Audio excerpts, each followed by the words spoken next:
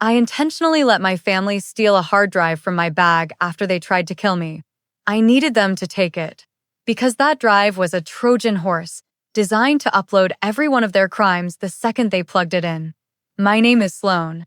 The flashbulbs at the San Francisco charity gala were blinding, creating halos around my parents, Alistair and Genevieve Prescott.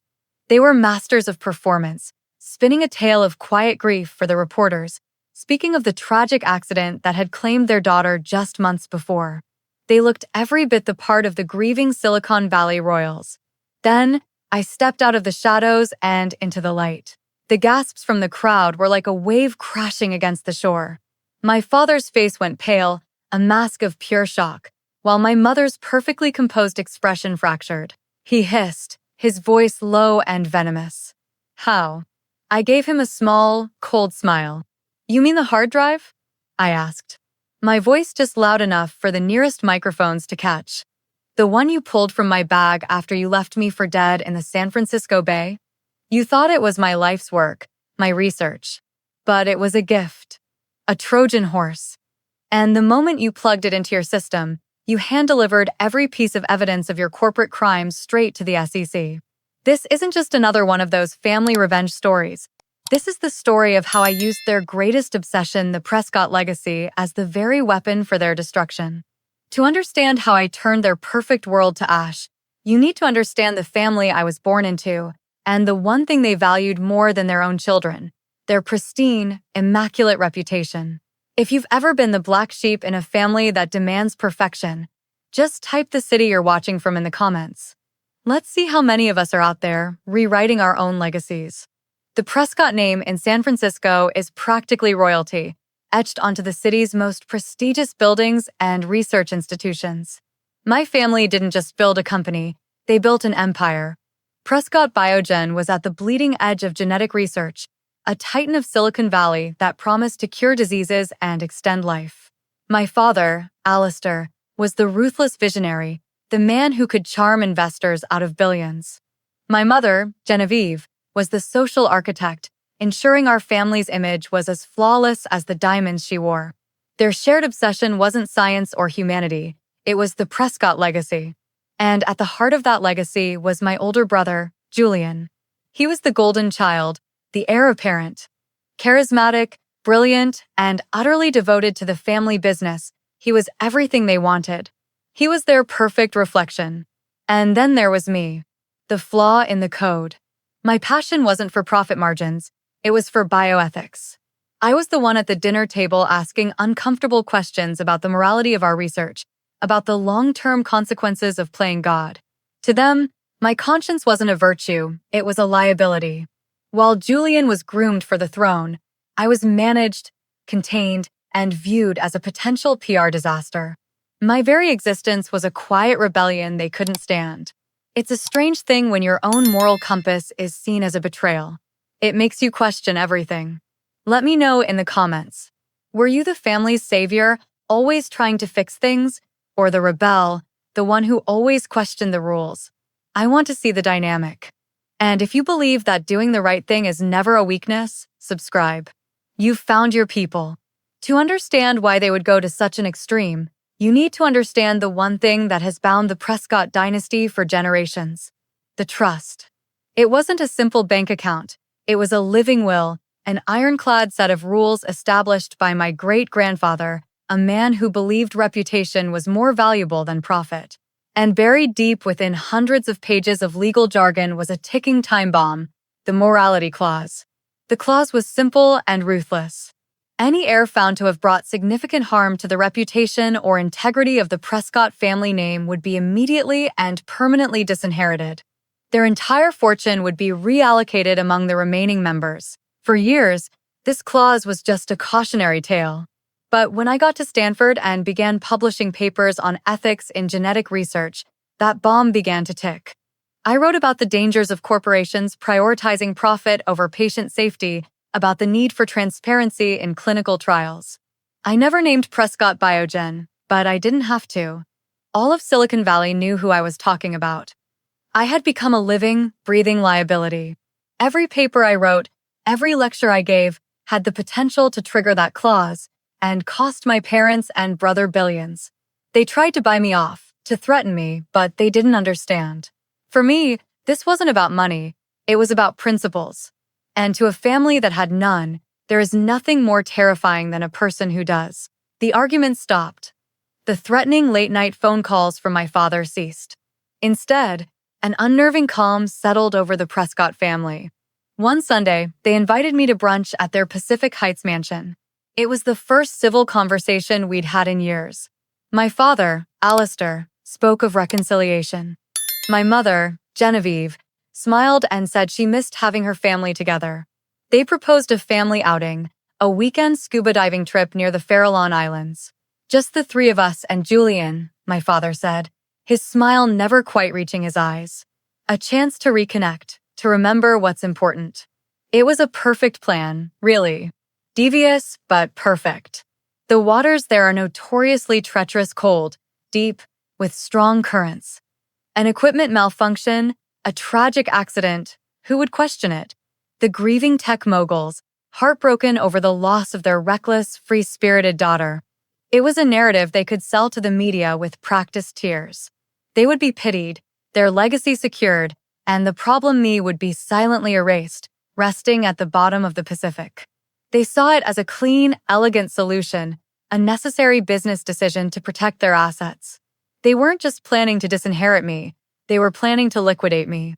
The black sheep was about to be sacrificed to save the flock. It's terrifying when the people who are supposed to love you suddenly change their tune. If you've ever had that gut feeling that a peace offering was actually a trap, hit that like button. It's a silent nod to all of us who have learned to trust our instincts the hard way. I looked at their smiling faces, the picture of a perfect family, and I smiled back. I'd love to, I said.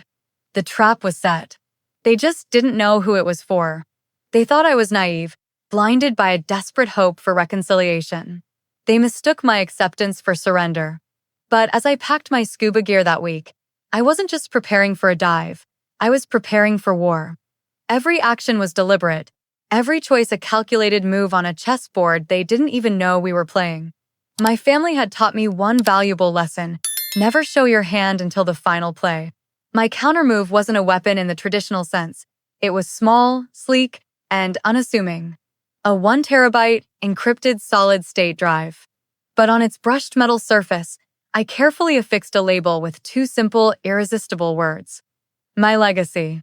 It was the perfect bait. I knew that after my unfortunate accident, their first move wouldn't be to grieve. It would be to secure their empire. They would tear through my apartment, my research, my entire life, searching for any loose ends, any incriminating data I might have hidden away. And when they found a drive labeled with the very thing they were obsessed with, they wouldn't be able to resist. It would be a prize, a final trophy taken from their problematic daughter. I placed the drive into a waterproof pouch and tucked it deep inside my dive bag, nestled between my wetsuit and my regulator. It was a digital time bomb, waiting for them to take it home and plug it into the heart of their network. They were planning to send me to the depths of the ocean, but they had no idea that I was about to drag their entire kingdom down with me. The prey had just set a trap for the hunters. The day of the dive was deceptively beautiful. The San Francisco Bay was calm, the sun glinting off the water as our private boat cut through the waves towards the Farallon Islands. My father was at the helm, my mother arranging a gourmet lunch, a perfect picture of familial bliss. Julian, my brother, the one person I thought might still have a shred of loyalty, was in charge of our gear. He had always been the meticulous one, the expert diver. I trusted him. That was my greatest mistake. "Ready, Sloan?" he asked, his smile as bright and empty as the clear blue sky. He did the final check on my buoyancy compensator and my air tank. His hands moved with practiced efficiency. "Pressure looks good. Regulators breathing smoothly. You're all set." He gave me the thumbs up, the universal sign for okay. It was a lie. The ultimate betrayal wasn't from the parents I already knew were monsters. It was from the brother I had held out hope for. I took a deep breath, gave him a nod, and rolled backward into the frigid embrace of the Pacific. The initial shock of the cold was sharp, but my wetsuit quickly adjusted. I descended, watching the world above disappear. At about 50 feet down, I took a breath. Nothing. I tried again. A tiny, useless wisp of air. Panic, cold and electric, shot through me. I looked at my pressure gauge. The needle was dropping at an impossible rate. He had sabotaged the O-ring on my tank. As my vision started to tunnel and the darkness pressed in, my fingers found the small, waterproof button stitched into my suit. I pressed it once. My last conscious act was not one of surrender, but of activation. The world returned, not as a gentle awakening, but as a violent, coughing gasp. I was on the deck of a U.S. Coast Guard cutter, wrapped in thermal blankets, the taste of salt water and diesel in my mouth. The rescue swimmer who pulled me from the water looked at me with a mixture of relief and confusion. "You're one lucky lady," he said. "Your emergency GPS beacon activated just in time. Another 10 minutes in that water." He didn't need to finish. I knew. Luck, however, had nothing to do with it. My survival was a calculated contingency. Hours later, after being treated for hypothermia, I learned what had happened. My family had waited a full hour before making a frantic distress call, reporting me as a missing diver.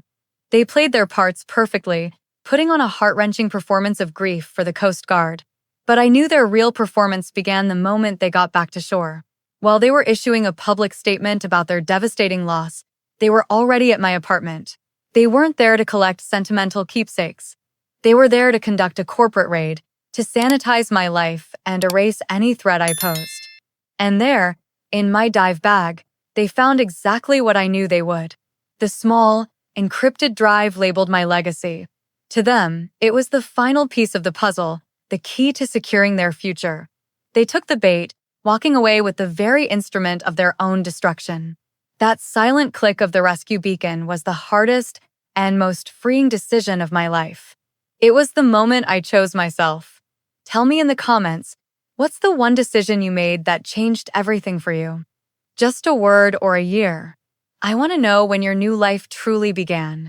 My physical recovery was swift, but my strategic recovery had been in motion for months. I didn't orchestrate this counterattack alone. My family's greatest mistake was believing they were the only ones with secrets and loyalties. They had forgotten about Dr. Eris Thorne. Eris was once my father's most brilliant researcher and a quiet mentor to me during my college years. He was a man of deep integrity, a true scientist who believed in ethical boundaries. That integrity got him fired. He had discovered and raised alarms about manipulated data in the clinical trials for Prescott Biogen's flagship drug, a blockbuster medication worth billions. For his honesty, my father didn't just fire him.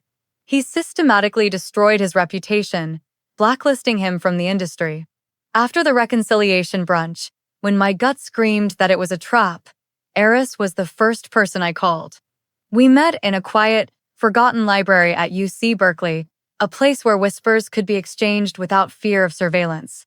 I told him my suspicions. He wasn't surprised. He had seen Alistair's ruthlessness firsthand. It was then that he revealed he hadn't left the company empty-handed. He had kept a personal, encrypted backup of the very data that got him fired, the suppressed trial results, the internal memos ordering the cover-up, and the evidence of illegal environmental waste disposal. It was the smoking gun, the crown jewels of their corruption. He gave it all to me. That was the data I loaded onto the My Legacy drive. My plan wasn't just born from my own pain. It was forged with the help of another soul my family had tried to crush. From a secure, anonymous hotel room across the city, I watched my digital ghost come to life. I had set up a monitoring program, a silent observer that would ping me the second the My Legacy drive was accessed. The notification came at 2:17 a.m. I could picture the scene perfectly. My father, Alistair, probably in his lavish home office with a glass of expensive scotch, feeling triumphant. He would plug in the drive, eager to sift through my research, to confirm his victory. But the drive wasn't a storage device. It was a weapon. The moment it connected to his network, a script I had written with Eris executed silently in the background. It wasn't a virus that destroyed things. It was far more elegant. It was a key. It unlocked their secure servers, located the troves of incriminating data, compressed them, and began uploading them to a dozen different destinations simultaneously. A complete, Unredacted copy went to a secure server for the SEC's whistleblower program. Another went to the top investigative journalist at the New York Times. Others went to environmental watchdogs and financial regulators. I watched the progress bars fill on my screen. Each green line represented another nail in their coffin. At 2:23 a.m., the uploads were complete. The script then did one final thing. It sent an anonymous, untraceable email to my father, my mother, and my brother. The subject line was Checkmate, and the body contained only a single link to the live SEC filing. Their kingdom had just been dismantled, not by a corporate raider or a market crash, but by the daughter they had thrown away. There's a unique power in watching a meticulously crafted plan finally unfold. It's not about anger, it's about justice. If you believe in the power of strategy over brute force, just type chess in the comments. Let's see who the grandmasters are. The story broke just before dawn. The New York Times published their expose at 5 a.m. Eastern Time, and by the time the stock market opened, it was a bloodbath. The headline was brutal. Prescott Biogen. A legacy of lies. Whistleblower reveals decades of fraud and criminal conspiracy. The article was a meticulous takedown, citing the very documents my parents had stolen from me. The stock ticker for Prescott Biogen, once a symbol of Silicon Valley strength, became a waterfall of red. It plummeted 80% in the first hour of trading, wiping out billions of dollars in market value before the SEC officially halted it. The media storm was relentless. News vans were camped outside their mansion in Pacific Heights, outside the gleaming towers of their corporate headquarters, and even outside my old apartment. My parents were trapped, their carefully constructed world collapsing in on them in real time. But the most devastating blow didn't come from the SEC or the media. It came from within their own house. Julian, the golden child, the heir apparent, was a Prescott to his core. And the core value of a Prescott is survival at any cost. He saw the sinking ship, the undeniable evidence, and the looming threat of decades in prison. He made a calculated business decision. He called the U.S. Attorney's Office and offered them a deal. He would give them everything. The details of the attempted murder plot, the location of the offshore accounts, the names of every executive involved. He would testify against his own parents. In exchange for his full cooperation, he wanted a plea deal and a reduced sentence. The son they had groomed to protect their legacy chose to save himself by personally burying them under the weight of their own crimes. And that brings us back to this moment, under the glittering chandeliers of the Fairmont Hotel's ballroom. The flashbulbs, which moments ago were capturing my parents' performance of dignified grief, now felt like weapons, each flash searing their public execution into history. The reporters, smelling the biggest society scandal of the decade, surged forward, a chaotic sea of microphones and cameras. My mother, Genevieve, who had weathered every storm with icy composure, finally broke. A single, silent tear traced a path through her perfect makeup. It wasn't a tear of remorse. It was a tear for the death of her reputation. My father, Alistair, tried to regain control. He took a step towards me, his voice a low growl. "You have no idea what you've done." I met his fury with a calm that unnerved him more than any scream could have. "Oh, I know exactly what I've done," I replied, my voice carrying clearly in the sudden, shocked silence of the room. "I've exposed a company that falsified clinical trials, endangering thousands of lives. I've exposed a family that dumped toxic waste into our bay. And I've exposed the parents who tried to murder their own daughter to cover it all up." I didn't need to say another word.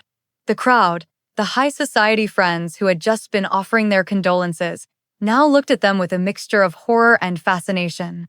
The Prescotts weren't just ruined financially, they were pariahs. Their legacy, the one they had killed for, had been redefined in a single, public moment. It was no longer a legacy of innovation, but one of corruption and monstrous betrayal. Their prison wasn't just a cell. It was the court of public opinion, and I had just delivered the final verdict. The fall of the House of Prescott was swift and total. My parents were sentenced to life in prison without parole. Julian, for his cooperation, received a reduced sentence of 10 years. Their empire was dismantled, its assets seized and liquidated to pay for the damages they had caused. But this story was never just about their downfall. It was about what I would build in its place. The SEC's whistleblower program awarded me a substantial sum for the information I provided. It was a fortune born from betrayal, and I knew exactly what to do with it. I didn't buy a mansion or a private jet. I established the Thorne Prescott Foundation for Ethical Science, named in honor of Dr. Eris Thorne and the grandmother I never knew who fought for the same principles. Our mission is simple: to fund the brilliant, ethical researchers who are often overlooked and to act as a watchdog against corporate greed in the biotech space. We are the conscience my family never had. My legacy is no longer a name I was born with, but a mission I have chosen. The sweetest revenge, I've learned, isn't watching their world burn. It's building a better one from the ashes. It's about turning pain into purpose and a toxic inheritance into a force for good. They tried to erase me, but instead, they made me the author of a new story, one that will outlive their greed and corruption. If my story has taught you anything, let it be this: your value is not determined by the family you were born into, but by the legacy you choose to create. If you believe in the power of rewriting your own narrative, subscribe and join a community that knows true strength isn't about revenge, but about renewal. Thank you for witnessing my journey. Now, go build yours.